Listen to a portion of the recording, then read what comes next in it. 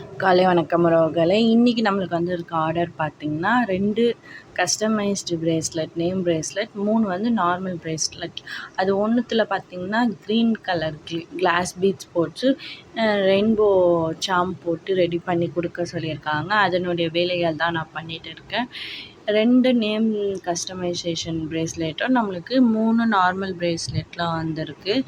So இந்த மாதிரி customize bracelets, normal bracelets, crackle beads bracelets நிறைய வெரைட்டிஸ் இருக்குது. பல்காகவும் ஆர்டர் பண்ணலாம், சிங்கிள் பீஸும் ஆர்டர் பண்ணலாம்.